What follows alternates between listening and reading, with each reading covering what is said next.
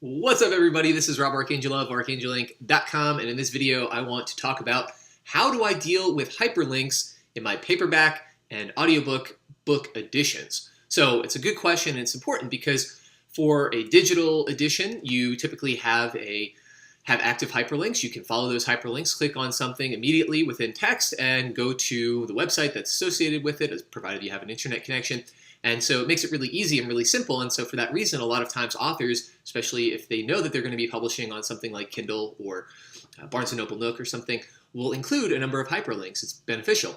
But for a paperback book or an audiobook, you don't have that immediate clickability. You don't have those active hyperlinks that you can access. And so you want to make it simple for them to access your material. The problem is you have oftentimes long strings of hyperlinks with alphanumerics that don't make for an easy listening experience or writing experience. If you have it written, in your paperback book and you're following along with it, and you think, oh gosh, now I have to copy all of this, and if I have a dot or a dash out of place, I'm not going to be able to access the web page.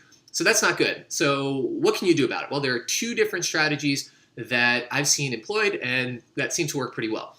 The first is create a short link. Create something like bit.ly.com, use something like bit.ly.com, or create a short link using your own website as a redirect domain for it. So for example, on Archangel Ink, we have archangelink.com/CS interior. That's one of the hyperlinks or the redirects that we have set up.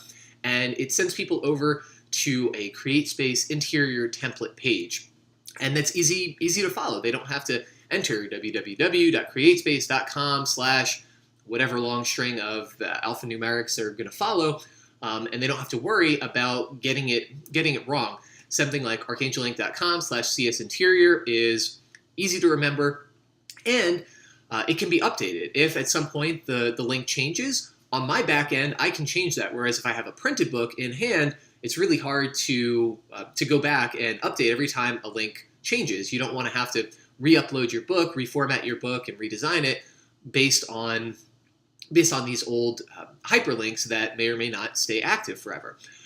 The other advantage of creating a redirect from your own domain is it embeds your domain into their consciousness. They think, oh, okay, archangelink.com/CS interior will get me here. Well, let me go to archangelink.com in general and see something.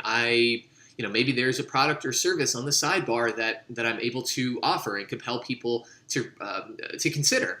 And that's good. If I can get them to go to archangelink.com/CS interior, they might go to archangelink.com/intro or .com, and that's good. If you have a well-designed web page, you want traffic, you want people going to your website. That's a good thing. The other suggestion, and this is sort of related to the first, is create a resource page. Create a single consolidated resource page and include that resource page inside of your book. Say something like, in the digital edition, I include lots of hyperlinks to relevant citations, articles, resources, videos, etc.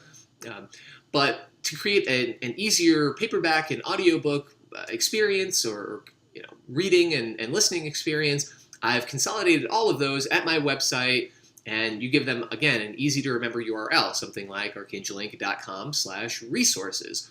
And there you can list it all out, broken down by chapter or whatever other coherent way makes sense. And you can also make those updates from time to time, and you send people over to your website again. It's a good way to embed your website and your URL, your domain, inside of their minds, and also provide easy access, because if they can access your website, then they can very readily access the links that you have that you can update on a continual basis, provided that they change at some point. You can always adjust and recalibrate, or if things go down, you can include a little note. Hey, sorry, this link is no longer active. I wish I had that resource for you, but just so you know, you're not entering anything wrong. The link is no longer active, and that's fine.